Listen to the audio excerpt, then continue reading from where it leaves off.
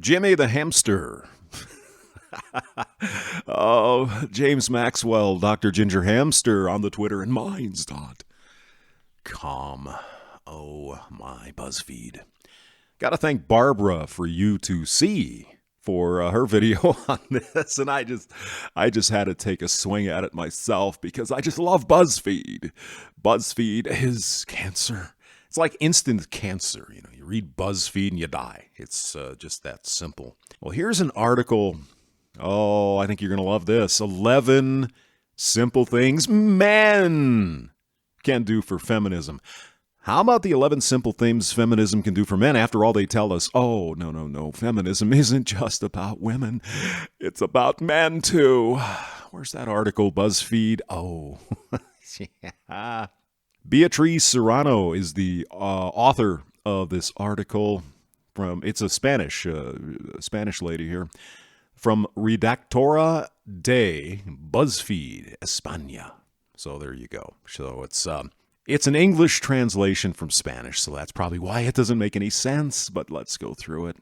11 simple things men can do for feminism. Why would I want to do anything for feminism? Why would I do that, Beatriz? Why would I care? I want it to die. I hate feminism. It's not needed anymore. And if some point in the future something comes up that we need feminism again, you can start it up. For now, you got nothing. You know it. You're just trying to keep it going for what? I don't know. I'm a victim. Give me free shit. Number 1, don't be an activist in the streets and a sexist in the sheets. Women are never sexist in the sheets, are they? No, because they go for alpha guys, right? Isn't that what happens? I think it's a little sexist. You don't give a beta guy a chance. One of those guys you have in the friend zone, Beatrice. Oh, no. Oh, you are so toxic, hamster. That's what it is. So she writes, okay, so you read King Kong Theory. What the hell is that? By Virginie Despentes. Maybe that's a Spanish book. I never even heard of it. I'm sure it has something to do with evil men. And a bunch of Facebook statuses about feminism, and you're now convinced that feminism is your thing. No. The more I read about it, the less I want to be anywhere near it. The first thing you have to do is check yourself. Check that privilege. And figure out what kinds of macho behavior you're spreading with women around you. Yeah, I am definitely Mr. Macho Man. Anybody who knows me can verify that. Are you one of those guys who says that they help at home? Yeah. I do 100% of household chores, Beatrice, because I'm single. See how that works?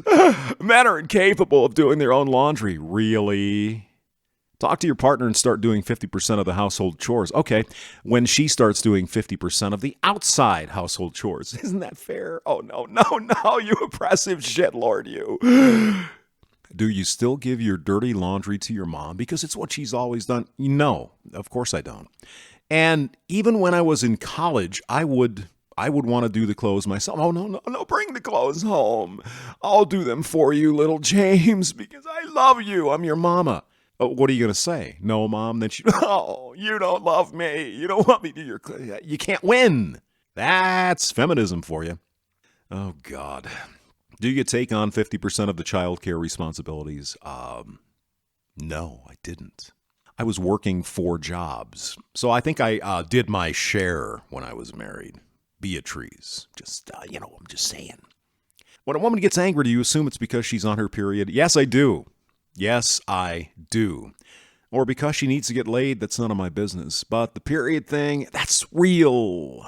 Do you think emotionally support your girlfriend, wife as much as she supports you? Here we go with the fucking emotions again. You're just not emotional enough. But when you get emotional enough, I'll put you in the friend zone. You can't win, people. Number 2, listen. One of the main issues of sexism, of course, is that we have culturally silenced women. Beatrice, what universe are you living in? This is not the 1950s. Women are culturally silenced? Are you kidding me? Oh, my God. Oh, no. The first step to supporting feminism is to listen to what women have to say about their own oppression. Oh, my God. You mean the women in Saudi Arabia or Pakistan or Yemen or Somalia? No, you mean white, middle-class, college-educated women are oppressed in the United States. Get the f*** out. Number 2 is listen. Number 3 is shut up. So you see where this is going. Don't say anything. Shut up. Listen and learn and believe and all that stuff. I mean, women are so much more powerful and strong and smarter than we are that nothing we have to say could possibly benefit a female. So just shut the f*** up, men. We don't want to hear you. Isn't that what she's saying? She writes, would you tell an oncologist your opinions about cancer? Probably I'd ask some questions and maybe some research. Sure. Hey, is this right? I read this here and I did some research. What would be wrong with that? It's also not necessary for you to heroically decide to play the role of devil's advocate in a subject that does not affect you in the slightest. I assume she means the oppressions of the women's. Well, it does affect me because I am the oppressor, aren't I, Beatrice, right?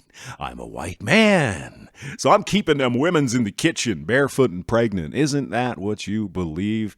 Maybe it's that way in your country. Don't know what country you're from, but here in the United States, it's nothing like that. For the vast majority of women, they can choose to do whatever they want with their lives, and they're not oppressed. Jesus. And please don't interrupt us every 5 seconds to try to distinguish yourself from other men. Number 4, face your buddies. Right, so you've listened to a lot of women. You've begun to understand what this is all about. No, I will never understand personally. She writes, you realize that everything is shit. Okay. And now you have some suggestions to make about what women should do or say in certain situations. Nope, wrong. Nah, I don't really care. Women can do whatever they want. They're not oppressed. Beatrice. Number 5, use your privilege for the right cause. Oh, the white privilege. Does she have a... Oh, it is. No, it's a brown man. Shaking hands here. Oh, my. Is she trying to be sexist and racist here to Hispanic people? She writes, unfortunately, every time a woman points out a sexist attitude, like the fact that your mom is always the one in charge of preparing everything for a family meal. Beatrice, whatever your name is, I don't know how it was in your family. My mother, who is not of this generation, she's older, she's in her 60s or 70s, she enjoyed that. She took that as her role. She liked cooking. And if she needed help with the meal, we would help. And she'd say, hey, James, get over here. I need you to mash the potatoes or whatever. But for the most part, she enjoyed it. Maybe that's just she's from another generation. I don't know. As a matter of fact, I've been yelled at by girlfriends because I like to cook. And they're like, why can't I cook? It's like, I like it. Leave me alone. You can't win with these people. You cannot win. She's considered to be exaggerating. What are you saying, woman? Who has ever said that to, who would ever say that? I don't even know these people. Or even rude, you're so rigid. What if you used your privilege, you evil whitey, for something more positive, like pointing out these sexist attitudes to other men and getting on the side of the woman? You see, I guess if I ran into some guy that was treating a woman poorly, I would point it out, but I've never, ever seen it happen in real life. Maybe I just live a sheltered existence, huh? Number 6, stop judging women. I don't care. Do what you want, and you will be judged. Okay, I'm sorry. I don't care what you do, but eventually someone is going to care. Tough shit. Your problem, not mine. Number 7, whenever a woman expresses an opinion that makes you feel uncomfortable, try to understand why it makes you feel that way instead of getting all defensive or belittling her. Again, never in my life have I had this experience. So I don't even know where she's coming from. She writes, we all have sexist attitudes. They're just a product of the education that we've received, really, and the societies within which we grew up, really. It's a societal thing. It's a systemic. Checking oneself for these attitudes is a constant task within feminism. But hey, maybe if you're finding it challenging or difficult, it's because you're learning. Let's change the sex on this particular one and see how that works. Whenever a man expresses an opinion that makes you feel uncomfortable, like pointing out facts that feminism is 100% fucking wrong on everything it stands for, do you, Beatrice, try to understand why it makes you feel that way? Instead of getting all defensive or belittling the man. Projection much, Beatrice? Really? Number 8, don't undervalue women's problems or say we're exaggerating. You are exaggerating. Number 9, care for your masculinity and the issues caused by the toxic societal model of masculinity. She writes a bunch of shit here. Then her last paragraph, it's up to you as men to break down the stereotypes that society has imposed upon your masculinity. It's not my job, it's yours. Enjoy. Let's change the sexes. It's up to you as women to break down the stereotypes that society has imposed upon your femininity. It's not my job, it's yours. Enjoy. Oh, you see, I'm not going to be a very good ally, am I?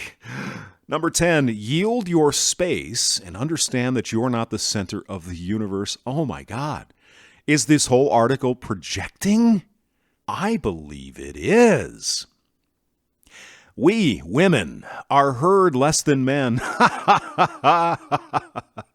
Right. Unless we become a desired object, we also tend to become invisible. Let's try this with different sexes. We, beta men, are heard less than alpha men. Unless we become a desired object, we also tend to become invisible. Does that sound familiar about the way you treat your friends, Beatrice? That's why you have to yield your space and respect women's space, of course. And number 11, remember your feminist friend isn't Google. Except when they say, well, you need to educate yourself. Google it. But then, now it's not your... You can't win with feminism. And oh, by the way, I will link this article, and I will link a video from the Everyday Feminism website. You know what they're doing right now? You know what they're doing? They're begging for money. Because they literally, right,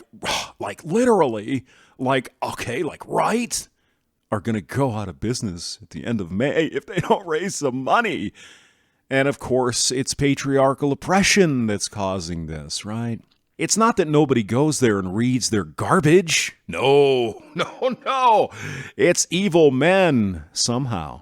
Isn't that right? And you wonder why we want feminism to go away? You wonder why everyday feminism is failing?